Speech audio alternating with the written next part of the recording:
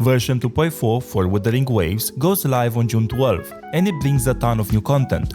In this video, I'll quickly go over all the new information revealed during the special broadcast, from new characters and echoes to game modes, events, and quality of life improvements. I'll also use this opportunity to provide a quick pre-farming guide for the new characters and explain what we can expect from both Cartethyia and Lupa. If you are new to the channel, I'm Kenzor. I make chill, no-fluff guides to help you pull smarter and enjoy the game more. And I want to say a big thank you to everyone who supported me so far. It really means a lot. If you enjoyed these videos and want to help me reach 1000 subscribers by the end of summer, feel free to like, comment and subscribe. Let's start with the big addition, Septimont. This is the new area we'll be exploring in version 2.4, and it's part of the Rinascita region, which we've been exploring throughout the last few updates. Rinascita itself is inspired by the Italian culture, with visual drawn from cities like Venice and Florence. You'll also notice themes from the Venetian carnival, detailed costumes, elegant architecture, and a festive atmosphere.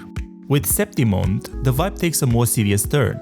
It continues the Italian influence, but with a bold contrast. The city is inspired by the ancient Rome, especially the concept of the city of seven hills. The name Septimont literally means seven hills in Latin, a direct reference to the foundation of Rome. The environment feels more grounded and powerful, filled with stone buildings, open battle arenas, and a setting that feels made for gladiators. Alongside this new zone, we are also getting the 5th and 6th act of Chapter 2 in the main story. This is a great addition for players who enjoy story content, and it also means we're finally getting a new sequence for Aero Rover. With this new region, we are also getting a bunch of new echoes across all tiers, from 1 cost to 3 cost and 4 cost. But the big highlight is the introduction of the new echo set effects, one designed specifically for Cartethyia and one for Lupa. Among the new echoes, the 4 cost ones stand out the most. Nightmare Kelpie will be featured in the tactical hologram event, while the other, called Lioness of Glory, looks to be Lupa's main echo. Lioness of Glory will also drop the ascension material needed for both Cartethyia and Lupa, making it a farming priority if you plan to build either of them. Cartethyia will be the first banner of version 2.4. She's an aerosword user, and one of the most important things to note is that the devs confirm she can apply aero erosion on her own. This makes her functionally independent from Chacona, which means if you are low on Astrite, you can consider skipping Chacona and possibly picking her up on her rerun. Your main priority should be Cartethyia and her signature weapon. The new echo set releasing with the update, Windworld Pilgrimage, fits her kit perfectly. The 2-piece set gives 10% aero damage, and the 5-piece set increases crit rate by 10% and grants 30% aero damage bonus for 10 seconds after hitting a target with aero erosion, which she can apply herself. We also received a list of her pre-farming materials. 2 of her ascension materials, Unfading Glory and Bamboo Irises, are completely new and can't be collected yet, as they are part of the new region, Septimont.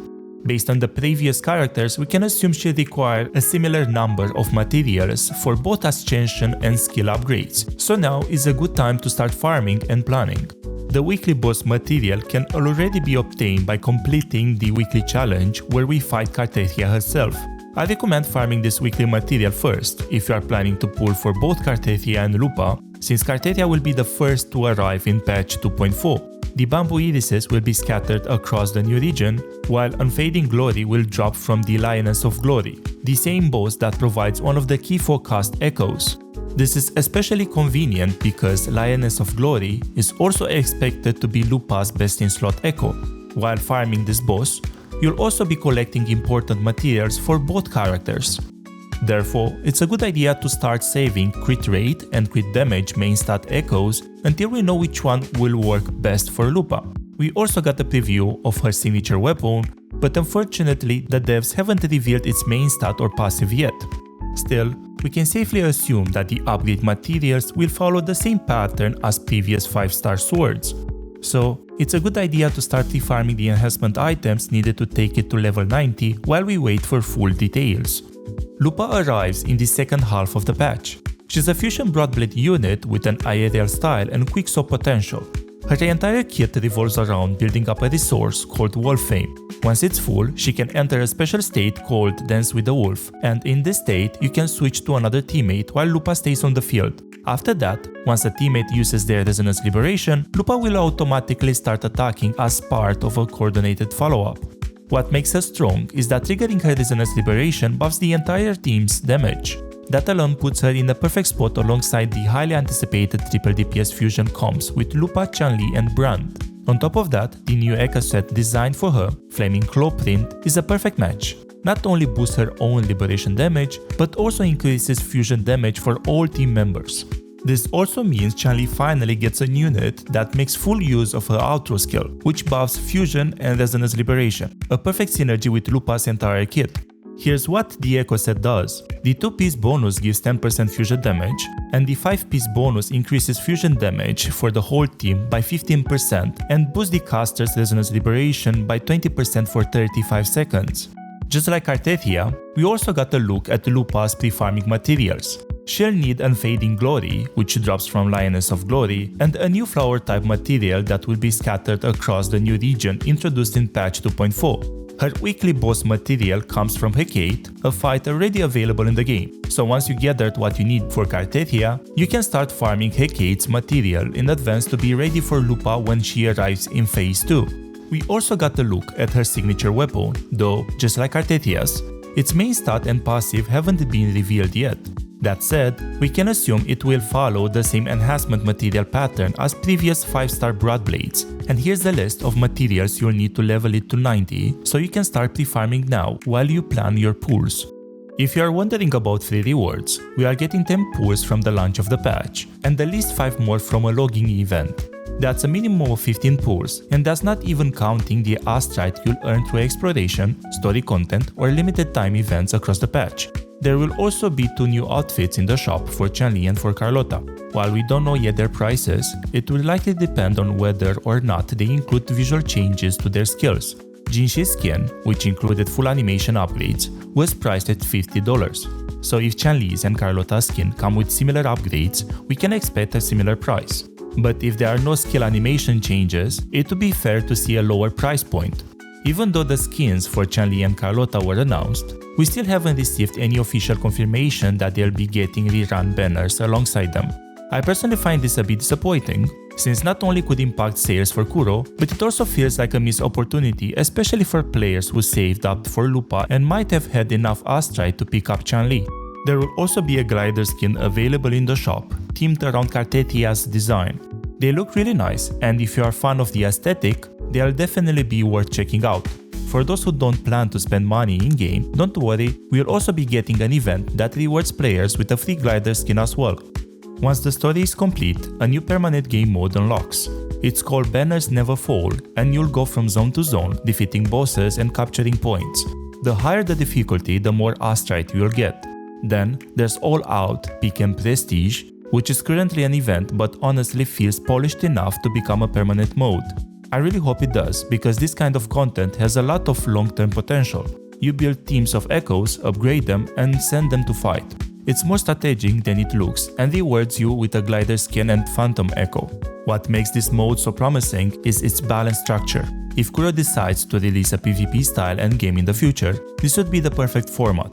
Since everything revolves around echoes and not full character investment, players wouldn't need to spend tons of resources on sequences, weapons, or heavy farming. Most likely, all echoes will be available in the mode, and success will come down to strategy instead of spending. If it evolves into ranked mode with seasonal rewards, it could be a great way to earn phantom echoes, weapon skins, or even limited cosmetic items and Astrites. There's also a great opportunity here to fill the quiet gaps between content drops. Sometimes after you've finished all the main story and events from the patch, you'll end up with a week or two where there isn't much to do beyond quick dailies. That usually takes 5 to 10 minutes, and then it's just a waiting game until the next patch. But with this kind of endgame, especially if it becomes permanent, you still have a reason to log in and play echo battles, even after clearing all available content. Virtual Crisis is also coming back, but this time you'll fight 2 bosses at once. There's no time limit, so you can take your time to experiment and get better at the game. There's also a new tactical hologram fight for the Nightmare Kelpie, which will be one of the hardest hologram bosses yet. On top of that, we'll also have lighter events like exploration and photo quests. A few quality of life updates are also coming. You can now start Chapter 2 directly after reaching the Jinzhou Nexus early in the game, without having to complete Chapter 1 first. This is a really helpful update, especially for new players. With characters like Cartethyia and Lupa tied to new regions, you won't be able to access the materials to build them unless you've unlocked those areas. Previously, you would have to go through all the entire story quest, which can take a long time. For new players, that could mean hours of content just to reach the new farming zones. Now, you can jump into the current story and region sooner, enjoy the characters you've pulled, and come back to Chapter 1 whenever you feel like it. There's also focus mode to help you better manage quests, and the new guide Depop lets you view characters' builds and tips directly in-game, created by trusted content creators. On top of that, Kuro has made a few small optimizations that help make the world feel more immersive. For example, you will now see leaves fluttering around when you walk or attack through certain areas, and water ripples will appear when you glide close to a surface. They have also added new filters that can apply to your entire UI, not just the photo mode. This can completely change how the game looks, even while you are exploring the map. Version 2.4 brings more content that we even got during the anniversary patch, and I think that says a lot. Patch 2.3 gave players a chance to pull a ton of characters, and that likely pull in many new players too. So it makes sense that now it's time for Kuro to deliver more story, more features, and better quality of life updates. This patch feels like a strong step forward. We have new units with detailed kits, great synergy in team comps, meaningful farming paths, and a new region packed with atmosphere. Plus, there's the potential of new endgame content like All Out, Peak of Prestige, which could grow into something long-term for both casual and competitive players. I'm also working on a separate video right now, focused entirely on upcoming characters.